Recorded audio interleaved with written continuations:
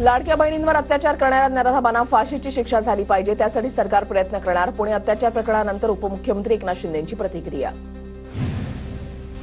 बीड आणि स्वारगेट प्रकरणामध्ये तपास संथ गतीनं करण्याच्या पोलिसांना सूचना. पुण्याच्या पालकमंत्र्यांवर कुरघोडी केली जात असल्याची चर्चा. रोहित पवार यांचं ट्विट. स्वारगेट प्रकरणामधील आरोपी दत्तात्रय गाडेचा राजकीय माजी आमदार अशोक पवारांच्या बॅनरवर फोटो, तर त्याच्या डीपीला आमदार माऊली कटकेंसोबतचा फोटो. मात्र गाडेशी काहीही संबंध नसल्याचं कटके आणि पवारांचं स्पष्टीकरण. पुण्यामध्ये अत्याचाराच्या घटनेनंतर विरोधक आक्रमक. पुण्यामध्ये राजकीय आश्रयाखाली गुंडगिरी सुरू. संजय राऊतांचा आरोप. तर पुणे पोलीस आयुक्त काय चॉकलेट खात बसले आहेत का? काँग्रेसच्या विजय वडेट्टीवार यांचा सवाल. स्वारगेटमधील घटना शांततेमध्ये घडली. घटनेच्या वेळी मुलीनं कोणताही प्रतिकार केला नाही. गृहराज्यमंत्री योगेश कदमांच्या वक्तव्यानंतर वाद.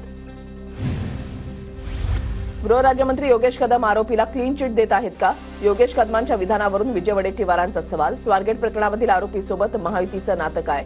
वडेट्टीवारांचा सवाल. योगेश कदमांचं वक्तव्य बेजबाबदार आणि असंवेदनशील. महाराष्ट्रामधील लेकींनी कुणाकडे न्याय मागायचा? सुषमा अंधारेंचा निशाणा. मुख्यमंत्र्यांनी योगेश कदम यांचा राजीनामा घ्यावा, सचिन खरातांची मागणी. योगेश कदमांनी पुणे अत्याचार प्रकरणामध्ये केलेल्या वक्तव्यानंतर सचिन खरात आक्रमक. पुण्याच्या स्वारगेटमधील घटना अतिशय दुर्दैवी. मंत्री उदय सामंत यांची प्रतिक्रिया. तर योगेश कदमांशी त्यांच्या वक्तव्याबाबत सविस्तर चर्चा करणार असल्याची प्रतिक्रिया. प्रत्येक बसस्थानक आणि आगारांचे तातडीनं सुरक्षा लेखापरीक्षण करा. सुरक्षा रक्षकांमध्ये महिला सुरक्षा रक्षकांची संख्या वाढवा. परिवहन मंत्री प्रताप सरनाईक यांचे निर्देश. तर गृहराज्यमंत्री योगेश कदम यांच्याकडूनही स्वारगेट बसस्थानकाची पाहणी.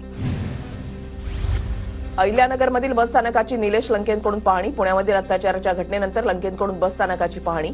राज्यामधील कायदा आणि सुव्यवस्था बिघडवली. लंकेंची सरकारवर टीका. स्वारगेट अत्याचार प्रकरणानंतर सांगली एसटी विभाग अलर्ट मोडवर. आगारातील भंगार अवस्थेमधील बसची अधिकाऱ्यांकडून पाहणी.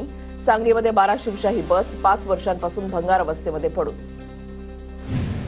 पुणे अत्याचार प्रकरणानंतर ठाकरेंची शिवसेना आक्रमक. वसंत मोरेंकडून पुणे बसस्थानकाची पाहणी. काल केवळ ट्रेलर दाखवला. वसंत मोरेंचा इशारा. छत्रपती संभाजीनगरमध्ये ठाकरे गटाच्या महिला आघाडीचं आंदोलन. पुण्यामधील घटनेच्या निषेधार्थ महिला आघाडीचं आक्रमक. महिलांची सरकारच्या विरोधात घोषणाबाजी. बीड हत्या प्रकरणी सीआयडी बीडच्या विशेष मकोका कोर्टामध्ये 1400 पानांचं आरोपपत्र दाखल. बीड हत्या प्रकरणामधील 1,500 पानांचं आरोपपत्र आरोपीला सोडवण्यासाठी प्रकाश आंबेडकर यांचा आरोप.